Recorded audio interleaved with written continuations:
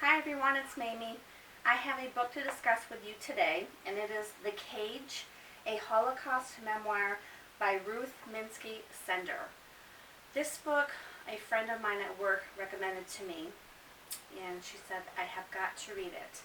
I have a propensity for books about the Holocaust, books about slavery, books about culture in general, different cultures of different types of people. So I always go to those types of books first. So this is usually, my favorite kind of book to read.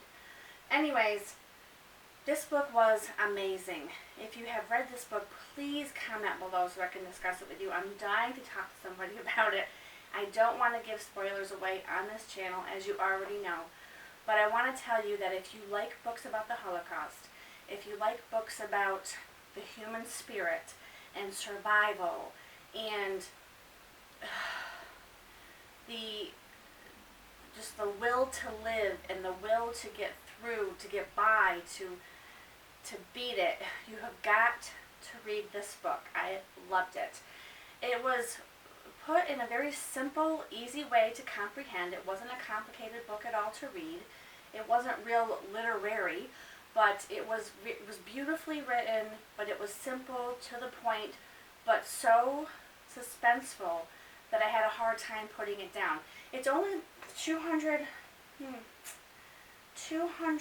something pages. It's very short.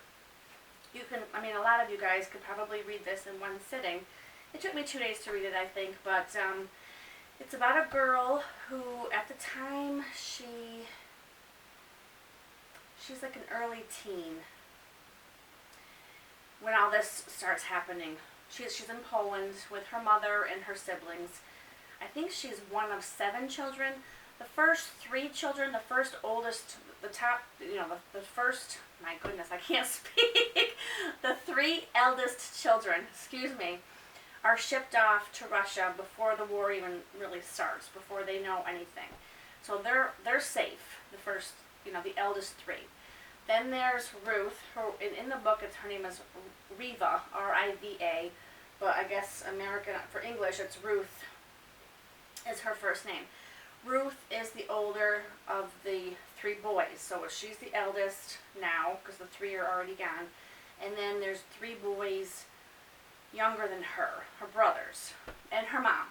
So they are, put into this ghetto in Poland so they can be watched. They could be, they don't live a normal life anymore, but at least they're in their own home. They have their own place at this point. It's in the very early stages of Hitler's reign. So eventually, they get rounded up and they get separated. They get put on cattle cars and they are sent to Auschwitz and they get separated, and it's, downhill from there. You all know the stories as they are, but how do I word this to make it to give it justice? This book is so heartfelt. Immediately I feel a connection with Riva. I immediately felt that connection. And I'm so rooting for her. But the thing that surprises me the most is, even when, the worst that it got, when they're starving, everybody's hungry, everybody's cold, when she's with her brothers, even the younger brothers, they put each other first. They don't think of themselves. They're such selfless people, and that really got me. It was so sweet, and I just loved that whole concept. The sibling love in this book is like no other. What her brothers do for her when she gets sick is the tears just want to come to your eyes. What she does for her brothers, it's just one of those books where self-sacrifice for your family is just huge. It's just, it's just huge, and it amazes me, because when people are that hungry or people are that desperate, I always assumed that people just looked out for themselves. People were just out for themselves at that point. But in this book, she did not. Please read this book. It's an important book, just like all other Holocaust books are. I think on my Goodreads account, on my bookshelves, I have a bookshelf just for Holocaust books, and I think there's 8 or 9 of them on there. I think I used to read like maybe one a year, because they do take a lot out of you, because they're, they're they're sad, and they're, emotionally draining sometimes, but I love these kinds of books because of the human spirit, and it gives me hope. And that was the best part. And her mother always said to her, Reva, if there's life, there's hope. So she hung on to that one line the entire book. The entire book, she says it. And it says, as long as there is life, there is hope. So she would instill that in her brothers. When the worst of the worst came about her, she would repeat it in her head, all these things that her mom said, because they got separated, so her mom didn't make it. And, but she made it. And I Googled her. After I read this book, I was so moved that I Googled her. Do you guys do that, like with authors? And if you find an author that you really like, or do you email them or Google them? I have emailed quite a few authors in the past, and a lot of them email me back, and I'm quite honored, first of all, because to me, authors are like celebrities. I love authors, but I'm very touched and very honored when an author returns an email to me. Anyways, getting off track, I'm sorry, I can get on tangents, you know how I am, but I Googled her, and she's still alive. This woman, this Ruth Minsky Sender, is still alive. And then I was so enthralled with her story, I just looked up on YouTube, her, and there is an interview with her take place in New York here, back in 1996. And what I'll do is I'll link that below if you want to see what she looks like now. Well, it was 21 years ago when she did this interview back in 1996. But I'll link it below if you want to watch that. It's very interesting.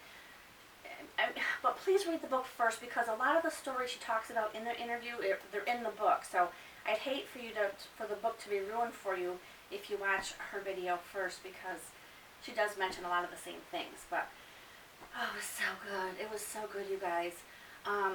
People always ask me, why do you read such depressing stuff? Like, why do you like books about slavery and books about Holocaust and books about suicide and books about child abuse? And I think, I don't know. Trust me, I don't like suffrage. I don't like people suffering. I'm not happy when someone else is down. I'm not one of those types of people. It's not the reason why I read them. I read them because there's a redemptive portion of the book. They always redeem themselves. They always come out. I'm always learning something from these people in one way or another. That's why I think I like these books so much. Yes, they're sad. Yes, sometimes they could even be depressing. But you know what? They help me in my own life and my own issues, and and things in my life that I have gone through in myself. But I just find them to be so inspirational, where somebody like Ruth Minsky Sender, what she had to endure for those years in the concentration camps, in the ghetto, it makes me realize maybe you have nothing to complain about in your life. I mean, there's nothing that I have to go through that compares to the atrocities that these people had to endure. Same thing with slavery.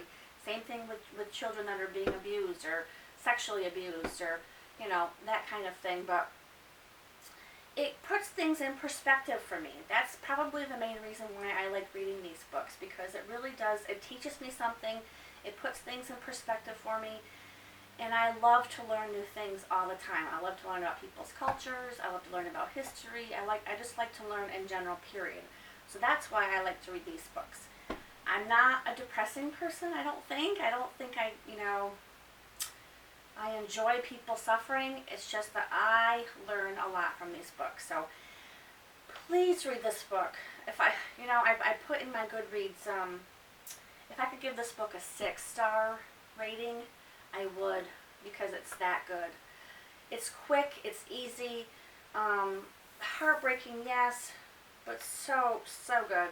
I gave it 5 stars, obviously, for Goodreads. It's the best you can give it. But if I could give it 6 stars, I would, because it's that good. And if you read this in the future, or if you have read it, please leave me a comment below, because I want to talk to you guys.